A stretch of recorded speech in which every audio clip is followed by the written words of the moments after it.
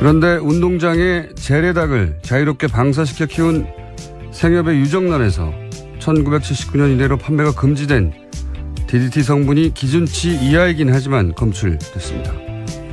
이미 시중에서 구할 수도 없는 DDT이기 때문에 과수원으로 사용됐었다는 토지에서 과거 사용된 DDT가 남아 있었던 걸로 추정됩니다. 서울대 보건대학원 최경호 교수팀의 논문에 따르면 최근 산모 82명 중 81명의 모유에서 기준치 이하이긴 하지만 DDT 성분이 검출됐다고 하죠. 과거 과수원이나 집에서 마구 쓰였던 DDT는 반감기가 최대 24년이라 인체에 잔류하고 있었던 겁니다. 물론 식약처가 향후 독성물 관리를 엄격히 하고 그 결과를 주기적으로 투명하게 공개해서 그동안 상실한 신뢰 회복을 위해서 철저하게 노력해야 하는 건 당연한데, 그런데 그렇게만 하면 이런 화학물질에 대한 먹거리 사태는 앞으로 다시 일어나지 않을 것인가. 인간의 생산성을 높이기 위해 자연을 조작하고 화학물질을 투입하는 한 이런 일은 계속 벌어지지 않을까. 소비에 관한 패러다임 자체를 다시 생각할 때가 된 게 아닐까. 인간, 동물, 환경에 최대한 해를 끼치지 않는 소비를 이번 기회에 어릴 때부터 학교에서부터 가르쳐야 하는 게 아닐까. 김호준 생각이었습니다. 시사인의 김은지입니다. 네. 저 오프닝을 하다 보니까 오늘 발음 좀 괜찮은 것 같아요. 네. 제가 발세남인데 바람이 새는 남자인데 오프닝을 딱 해보면 괜찮다. 오늘은 좀 덜 세겠구나. 윤리적 소비. 네, 들어보셨어요? 그렇죠. 예. 저 세대는 이미 늦은 것 같고요. 갑자기. 아니, 이게 윤리적 소비라는 단어를 듣긴 하지만, 이건 뭐랄까요. 환경운동하는 분들이나, 일부 예민한 분들이 하는 거지. 내가 어릴 때부터 쭉 그렇게 먹어왔는데 뭘 이렇게 생각해왔거든요. 적어도 지금 어린 세대는 학교에서부터 배워야 되지 않을까 싶어요, 이런 거. 네, 달걀뿐만 아니라 돼지고기, 소고기 모두 다 이 공장식 육식에 대해서 굉장히 도축 이런 거에 대해서 요새 문제제기 많이 되고 있거든요. 그러니까요. 이번에 굉장히 좋은 기회가 될 것 같습니다. 이번에 문제가 된, 사실 이거 유럽에서도 마찬가지거든요. 예. 왜냐하면 대량으로 생산해서 달걀을, 계란을 싸게 먹으려고 하다 보니까 닭이 대략 A4지 한 장 크기 케이지에서 그것도 한 층이 아니라 막 12층짜리 밀집 사육을 하니까 거기 한 마리만 문제가 생겨도 다 퍼지는 거 아니겠어요? 예. 네, 취재 때문에 직접 가본 적이 있는데요. 또 이렇게 불이 24시간 켜져 있거든요. 굉장히 사실 끔찍한 환경이긴 합니다. 그러니까요. 그래서 어쩔 수 없어서 이제, 왜냐면 흙에서 키우면 닭이 흙을 뒤집어서 진드기를 알아서 털어낸다고 하는데, 그 진드기를 잡기 위해서 살충제를 썼다는 건데, 만약에 이걸 이제 윤리적 소비라는 관점에서 보면, 설비를 이렇게 12단까지 하면 안 되는 거란 말이죠. 예. 케이지 넓이도 좀 넓히고, 동물 관점에서 보면, 불빛도 그렇게 24시간 키우면 안 되는 거고, 그 관점에서 그런 걸 강제하는 법안이 있어야지 그냥 알아서 하라 그러면 되겠어요? 많이 단을 올리면 올릴수록 가격이 떨어지는데, 예. 그 AI 같은 사태가 벌어지면, 물론, 지난 박근혜 정부가, 이런 문제에 대단히 유난할 정도로, 유별날 정도로 무능하긴 했어요. 그런데 이제, 일본에서는 살처분을 한 80만 마리 했단 말이죠. 예. 그때. 유럽에서 몇만 마리 수준에서 끝났는데, 우리는 이런 식으로 키우니까, 우리는 그때 3천만 마리를 살처분을 했어요. 네, 구제역 때도 마찬가지였고요. 살처분이 어마어마했습니다. 어쨌든 이렇게, 동물을 생명체가 아니라, 이렇게, 알 낳는 기계 취급을 하면, 이런 복수를 당하는 게 아니겠는가. 그렇죠. 역습당하고 있는 거죠, 일종의. 예. 그래서 윤리적 소비를 국가 단위에서 어릴 때부터 할 때가 됐다. 이런 생각을 하게 됩니다. 계속해서. 네. 자, 첫 번째 뉴스는요. 네, 국정원 관련된 소식 계속해서 전해드리고 있습니다. 오늘 아침도 한겨레 신문 발로 국정원 관련된 새로운 소식이 나왔는데요. 국정원이 소위 오프라인 심리전을 위해서 박승춘 전 국가보훈처장이 만든 단체에 돈을 냈다라는 보도입니다. 단체 이름은 국가발전미래교육협의회라는 곳인데요. 2010년 국정원이 약 1년 동안 이 단체에다가 한 지회당 5천만 원 안팎으로 지원했다라는 겁니다. 그런데 단체는 서울 사무소뿐만이 아니라 11개 지회가 있었다라고 하는데요. 자금 출처는 모두 국정원 특수활동비였다고 합니다. 이제 5%인 댓글 부대죠, 이게. 예. 예비군 훈련, 한마디로 예비군 훈련 때 강사들을 국정원이 관리했다는 거잖아요. 네, 안보 강연이라는 핑계로요. 강사들이 예비군 훈련에 가서 김대중 노무현 당선은 북한의 정치적 도발이 성공한 사례였다. 광우병 촛불 시위는 종북 세력의 선동이었다. 이런 식의 발언을 하고 다닌 겁니다. 국정원 돈을 받으면서요. 이명박 박근혜 정권 때는 안보라는 단어를 사용하면 그거는 진보 진영의 정치인 혹은 진보 진영 자체가 종북이다. 종북이라는 단어도 그때 탄생한 거예요. 종북이라는 단어도 그때 만들어낸 거거든요. 그래서 진짜 안보와는 아무 상관없는 예비군 훈련 받으러 들어가면 김대중 노무현이 종북이었고 북한이 시켜서 한 일이다. 이런 걸 안보 강연이라는 이름하에서 했었죠. 네, 주로 촛불 집회를 또 비난하는 내용들이 주였습니다. 진짜 안보하고는 아무 상관없는데 안보라는 단어를 갖다 붙인 거죠. 그래서 목적은 진보 진영을 말살시키겠다는 거죠. 그래서 이 단어가 집중적으로 그때 유포됐는데 종북이라는 단어가 이 단어를 주도적으로 집중적으로 유포한 당시에 소위 논객들이 있어요. 또 저는 이분들과의 커넥션도 따져봐야 된다. 왜냐하면 최상위 단위에서 안보란 단어를 이렇게 사용하고 그리고 종북이라고 프레임을 짜서 어떻게 공개할 것인지 그렇게 짜진 다음에 최말단에서 이런 강사들이 그런 강연을 했을 뿐인 거거든요. 그런 계획 중에 소위 이제 보수 논객들이 이 단어를 주도적으로 적극적으로 유포한 사람들이 있어요. 몇몇이. 네, 강사 중에서 눈에 띄는 사람이 김성욱 씨라고요. 한국자유연합 대표입니다. 이 사람 같은 경우에는 아마 이름이 익숙하실 텐데 소위 알파팀이라고 해서 국정원 댓글부대 민간인 팀장이었던 사람이거든요. 이분보다 훨씬 유명한 분들도 있어요. 네. 이게 단순히 자기가 종북이라는 단어를 머릿속에 스스로 떠올린 게 아니라 이런 구체적인 로드맵 하에서 그런 역할에 주어졌고 그걸 수행한 사람들인 거죠. 그 관계도 따져봐야 된다. 이번 수사에서 그런 생각이 들고. 그리고 이런 거를 한 사람을 결국 보훈처장에 앉힌 거죠. 네, 그렇습니다. 박승춘 보훈처장이요. 2011년에 2월 달에 국가보훈처장이 되는데요. 국가보훈처장으로서는 최장수였습니다. 박근혜 정부에서도 그래서 국가보훈처장이었거든요. 이런 생각을 하고 이런 돈을 받아서 국정원의 지시에 따라 움직이는 사람을 보훈처에 앉힌 다음에 5.18은 북한의 지시 때문에 일어난 일이다라고 하는 주장을 하는 사람이 갑자기 나타나기 시작하고 그리고 5.18 때 임을 위한 행진곡 부르지 마라라고 한 사람이 이 사람이고요. 네, 재창을 금지하게 된 거죠. 보훈처가 종북 장사를 하는 정치기관이 된 거예요. 보훈처하고 아무 상관없는 거죠. 네, 당시에 DVD도 문제가 됐었는데요. 보훈처가 만들어서 배포했던 내용인데 이 내용도 대부분 민주화 운동을 종북으로 헐뜯는 내용들이 담겨 있었습니다. 국정원은 정치 개입이 금지되어 있지 않습니까? 정치 개입을 한 정도가 아니라 정권은 정치 기구였어요. 완전한. 이걸 보면 발본색원해야 한다고 봅니다.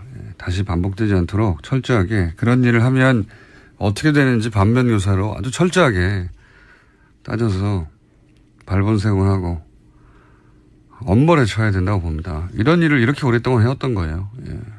네, 관련 안보교육에서는요, 이명박 전 대통령도 굉장히 강조했다라고 한겨레 신문이 보도하고 있는데 2010년 12월 달 국무회의에서 전국민 안보의식 강화를 주민했고 따라서 행정안전부가 전국의 안보교육을 부활시키는데 여기에 강사 70%가 국발협, 그러니까 국가발전 미래교육협의회 소속이라고 합니다. 지금 국정원이 조정했다고 하는. 예, 돈을 냈다라고 하는. 돈을 냈다고 하는. 그러니까요. 그렇게 말할 수는 없잖아요. 김대중 노무현을 북한의 지시를 받고 움직인 사람이라고 말하라. 이렇게 할 수 없으니까 그걸 단어를 안보로 바꿔서 안보 교육을 강화하라고 한 다음에 실제 안보 교육을 하러 온 사람들은 하는 말이 이거잖아요. 김대중 노무현이 북한이 성공한 사례라고. 그런 교육을 10년간 받아왔어요. 네, 친북 좌파들이 언도에서 성공한 사례다. 이런 식의 이야기들을 여러 차례 하고 다녔다라는 거고요. 종북이라는 단어가 이때 탄생한 겁니다. 누가 만들었는지 모르겠는데 국정원에서 만들었을 수도 있습니다. 자, 그런 일이 있었다고 합니다. 자, 다음 뉴스는요. 네, 어제 우병우 전 청와대 민정수석의 재판도 있었습니다. 해당 재판에서는요, 판사가 증인으로 출석한 문체부 공무원에 대해서 그 자리에서 압수수색 영장 발부하는 일도 있었습니다. 그래서 검찰이 해당 공무원의 집무실과 자택을 압수수색했는데요. 해당 증인이 나와서 거짓말을 한다고 의심이 되다 보니까 재판장이 그런 일을 한 겁니다. 이게 이제 뉴스가 된 이유는 이제 수사기관이 필요에 의해서 압수수색을 요청하는 거거든요. 통상. 이 경우는 재판부가 재판을 진행하다가 변호인 측 그러니까 우병우 측 증인이 명백히 거짓말을 하는 것처럼 보인단 말이죠. 그런 경우에도 반대신문 검찰의 반대신문을 통해서 그냥 그 거짓말을 따지도록 내버려 두는데 어제는 판사가 거짓말하는 게 분명한 것 같은데 해서 변호인 측 증인을 그 자리에서 압수수색하라고 직권으로 명령을 한 겁니다. 굉장히 이례적인. 예, 그렇죠. 일이고, 우병우 전 민정수석 입장에서는 당황스러운 일이겠죠. 예, 그쪽, 측에서 나온 증인이니까 아무것도 기억나지 않는다고 한 거거든요. 예. 이 판사님의 이름을 좀 기억해둬야 될 것 같고, 또 이런 것도 있는 것 같아요. 소위 이제 우병우 전 민정수석을 포함하여 지금 이루어지고 있는 재판, 에서 재판부를 무시하는 듯한 태도나 하여튼 행동이 되게 많았잖아요. 예. 네, 계속해서 증언을 거부하거나 기억나지 않는다라고 하면서 무성의한 태도로 일관한 증인들이 굉장히 아예 안 많습니다. 나온 사람들도 있고 삼성 같은 경우에는 때로 증언을 거부했었죠. 증언을 거부했죠. 전례가 없는 일인데 사법부의 어떤 위신이 땅에 떨어진 것도 있고요. 예, 화가 난 것도 있는 것 같아요. 어쨌든 이번 경우에는 이 판사님은 직권으로 할 수 없어서가 아니라 하지 않았던 일인데 그냥 관례적으로는 본인이 압수수색을 지시한 것이다. 네, 왜냐하면 휴대전화 교체한 사실을 그 자리에서 파악하고 그렇게 됐을 경우에 내용들이 다 사라지면 안 된다라는 판단 때문에 직권으로 압수수색 영장 발부했다는 겁니다. 수사기관의 마인드가 돼버렸어요. 그 순간. 예. 자, 그런 일이 있었습니다. 또 다음 뉴스는요.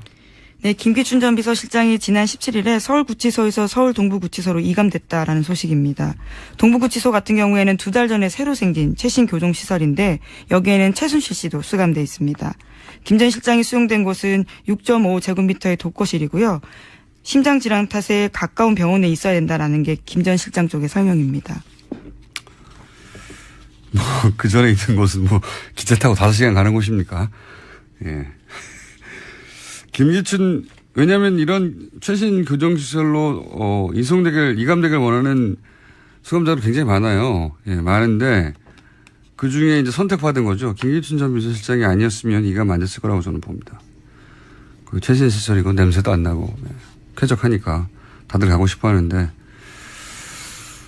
수용자 인권 문제는 중요한데 말씀처럼 모두에게 평등하냐라는 의문을 가지게 하게 되는 것 같습니다. 이거 이렇게 이감하는 게 어렵습니다. 사실은 본인이 신청한다고 해서 김기춘 전 비서실장 이어서 됐을 거라고 저는 추정하는 바입니다. 네. 지금 각 부처의 장만 바뀐 거니까요. 아직은. 다음 수는요. 네, 박근혜 정부가 4년 동안의 임기의 성과를 평가하는 박근혜 정부 정책 백서를 발간했습니다. 국정과제의 85%가 완료되었거나 정상 추진됐다라고 평가했는데요. 반면에 일본과의 위안부 합의에 대해서는 역사적으로 매우 중요한 의미다라는 자평하는 내용이 담겼다고 합니다. 반면에 세월호 참사 후에 안전관리 체계를 혁신했다 자평했지만요. 왜 구조가 늦어졌는지에 대한 언급은 없었다라고 합니다. 이러한 백서 제작에 들어간 예산은 5억 원인데요. 전국에 3,000부 배포됐습니다. 레어 아이템이네요. 3,000부밖에 없다고 하면. 네. 모든 정보는 백서를 발간해야죠. 예. 그리고 아마 중요한 사료가 될 거라고 봐요, 나중에. 탄핵을 당했는데도 불구하고 이렇게 정신을 못 차렸다는 사료로 널리 회자될 거라고 봅니다. 예. 좋은 내용이네요. 대부분 잘했다는 거잖아요. 예. 그렇죠. 85% 완수했다. 근데 왜 탄핵을 당했는지는 이해할 수가 없는 거죠. 이것만 봐서는. 예, 거기에 대해서 한강욱 전 비서실장이 한 말이 있는데요. 예기치 못한 정책 여건 변화로 일부 성과를 거두지 못했다라고 하는 겁니다. 예기치 못한 정책 여건 변화로. 훌륭하네요. 저는 이런 백서 좋다고 봅니다. 나중에 아주 훌륭한 사료가 될 것이다. 예. 하지만 민망한 건 어쩔 수가 없죠. 거기다 국민 예산으로 정확한 평가를 하지 못했다는 점에서요. 자, 얼마나 좋은 사례입니까? 예.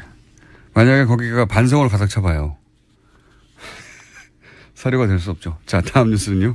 네, 이회창 전 한나라당 총재의 회고록이 오늘 나옵니다. 이 전 총재는 이 책에서 탄핵의 책임이 박근혜 전 대통령과 새누리당에 있다고 주장했습니다. 당시 여당 의원들이 박 전 대통령의 수직적이고 권위적인 당 관리에 순응하느라고 제대로 직언하지 못했다라고 주장하고 있습니다. 이해창 전 총재를 갑자기 인터뷰하고 싶네요. 네. 저희 한번 시도해 보겠습니다. 네. 제가 십몇 년 전에, 한 17년 전에 처음, 두 번째 출마하기 직전에 인터뷰한 적이 있는데, 굉장히 인상적인 인터뷰였었거든요. 저로서도. 여러 가지 이 단어들이 저도 인상적이었던 것 같은데 방송에서 쓸 수 없었던. 네. 굉장히 곤란한 질문들을 마구 했었었는데, 기억이 납니다. 다시 한번 인터뷰 시도해 봐야 되겠습니다. 자, 다음 뉴스는요? 네, 어제 국민의당 제보조작 사건 첫 공판기일 열렸습니다. 이 자리에서 좀 새로운 이야기들이 나왔는데요. 김성호 전 의원과 김인원 전 국민의당 부단장은 모든 혐의를 부인했지만요. 다른 의혹이 불거졌다라는 겁니다. 채널A 보도입니다. 국민의당이 허위 녹취록 발표하기 이틀 전에 김성호, 김인원 두 사람이 새로운 의혹 제기했다고 합니다. 문재인 후보 같은 경우에 고용정보원의 특혜 채용 감사 무마했다라는 주장이었는데요. 알고 보니까 이 내용 사실이 아니라는 걸 알고도 발표했다라는 내용이 나왔습니다. 그러니까 서울대 게시판에 올라온 글이 사실이 아니라는 걸 알고도 발표를 했다는 거죠. 예, 내부적으로 수차례 보고받았다라고 하는데요. 이를 묵살했다라고 하는 게 검찰의 주장입니다. 사실이 아니라는 걸 내부적으로 담당자들이 얘기했는데 그런데도 불구하고 사실인 것이라고 발표를 했다. 예.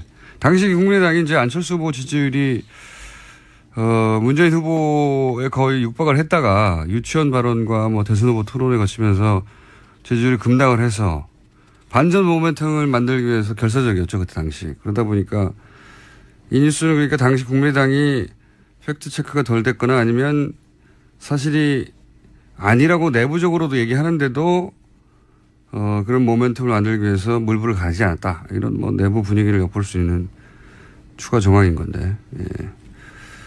이준서 최고 역시 이런 분위기 속에서 제보 조작을 사전에 인지하고도 계속 추진하지 않았을까 하는 데 대한 간접 정황 정도로 제시된 것 같네요. 예. 네, 검찰 쪽 주장인데요. 우선 당사자들은 부인하고 있습니다. 이 이야기는 재판이 진행되면서 더 구체적으로 나올 것 같으니까 여기까지 하고요. 다음 뉴스는요. 네, 도널드 트럼프 미 대통령이요. 오늘 오전 약 4,000명 병력을 추가로 파병하는 아프간 전쟁 대응 전략을 발표할 계획입니다. 미국 우선주의에 따라서 막대한 비용이 들어가는 아프간과 이라크에서 발을 빼야 한다고 주장했던 후보 시절 이야기를 뒤엎는 조치입니다. 트럼프 후보 시절에는 쓸데없이 밖에 나가서 돈 쓰면 안 된다고 그렇게 주장을 했었죠. 그러다가 소위 이제 미국의 개입주의를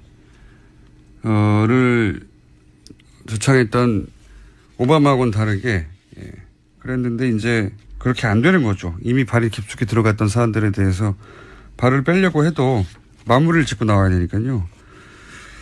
그래서 이제 태도를 바꿨다는 거고. 또 게다가 배넌이 퇴출되고 또 맥메스터가 더 입김이 강해졌다라는 분석도 나오고 있기 때문에요. 이와 관련해서 북핵 문제 해결에 있어서도 외교적 해법에 실패할 경우에 군사적 옵션 꺼내들 가능성이 있다라고 TV조선은 분석하고 있습니다. TV조선은 그렇게 분석하겠죠. 예.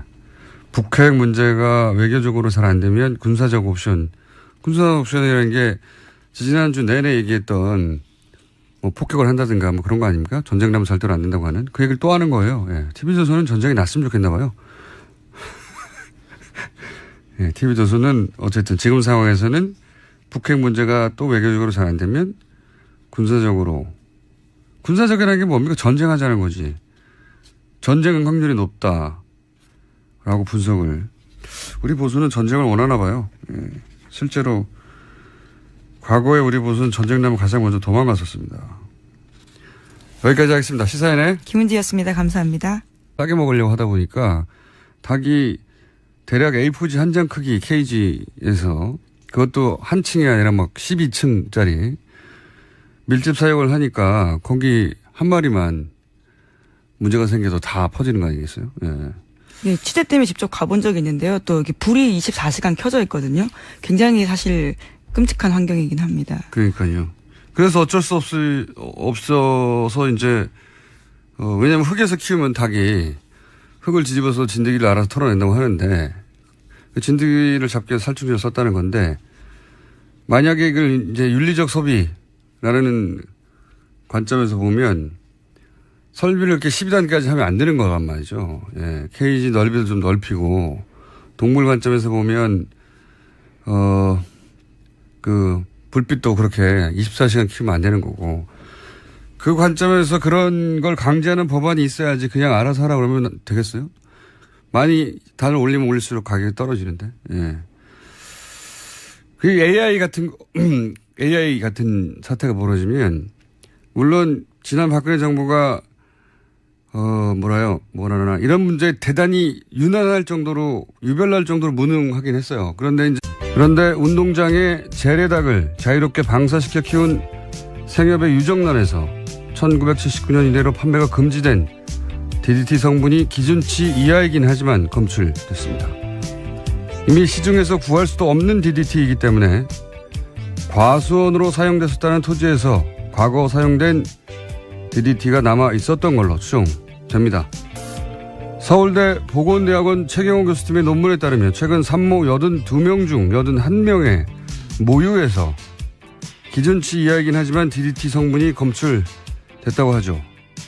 과거 과수원이나 집에서 마구 쓰였던 DDT는 반감기가 최대 24년이라 인체에 잔류하고 있었던 겁니다. 물론 식약처가 향후 독성물 관리를 엄격히 하고 그 결과를 주기적으로 투명하게 공개해서 그동안 상실한 신뢰 회복을 위해서 철저하게 노력해야 하는 건 당연한데 그런데 그렇게만 하면 이런 화학물질에 대한 먹거리 사태는 앞으로 다시 일어나지 않을 것인가.